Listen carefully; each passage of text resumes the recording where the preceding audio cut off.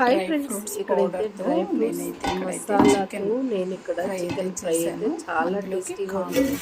Chicken fry అయితే చేశానండి. దీని పూర్తి వీడియో అయితే మన లాంగ్ వీడియోలో అప్లోడ్ చేస్తున్నాను ఫ్రెండ్స్. చూడండి, నేను ఇక్కడైతే ఆఫ్టర్నూన్ లంచ్కి అయితే సొరకాయ పప్పు, అలాగే ఇక్కడైతే చికెన్ ఫ్రై చాలా అంటే చాలా టేస్టీగా ఉంటుంది ఫ్రెండ్స్.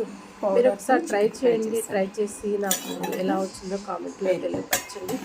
ఇక్కడైతే పప్పు, అలాగే చికెన్ ఫ్రై, రైస్, పెరిగింది. నేను పట్టిన ఊరగాయ, ఉసిరికాయ ఊరగాయ అండి. చూసారు కదండి. ఇక్కడైతే ఈరోజు ఈ ఆఫ్టర్నూన్ అయితే నేనైతే లంచ్ ఇలా ప్రిపేర్ చేసుకున్నాను ఫ్రెండ్స్. మీకు కాంబినేషన్ నచ్చింది అనుకుంటాను ఫ్రెండ్స్. ఫస్ట్ టైం కానీ మన ఛానల్ కానీ చూస్తున్నట్లయితే ఒక సబ్స్క్రైబ్ చేయండి ఫ్రెండ్స్, లైక్ చేయండి, షేర్ చేయండి ఫ్రెండ్స్. ఇక్కడ ప్లేట్లో సర్వ్ చేసుకొని ఎలా ఉందో నేనైతే తిని చూసి మీకైతే చెప్తున్నాను ఫ్రెండ్స్.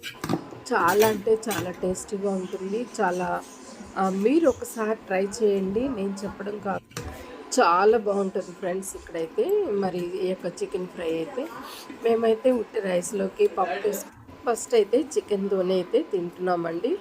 మరి చికెన్తోనే మరి ఈ ఫ్రైతోనే రైస్ మొత్తం తినేయచ్చు. కాకపోతే ఫస్ట్ ముద్ద అయితే ఇలా వేసుకొని తిందామని అయితే వేసుకున్నాం.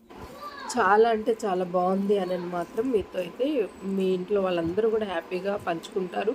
మీరు ఇలా కొత్త కొత్త రెసిపీతో అయితే ఇంట్లో వాళ్ళందరికీ చేసి పెట్టండి, చాలా సంతోషిస్తారు ఫ్రెండ్స్. ఇక్కడ చూసారు కదండి, మేము తిన్న తర్వాత మాకైతే చాలా టేస్టీగా ఉంది. ఎప్పుడు మనము డ్రై ఫ్రూట్స్ అలా వేస్తుంటాం కదా, కాజు కానీ అలాంటివి, ఇక్కడైతే పౌడర్ చేసి వేసాను. చాలా టేస్ట్ అయితే వచ్చింది ఫ్రెండ్స్. బాయ్ ఫ్రెండ్స్, నమస్తే.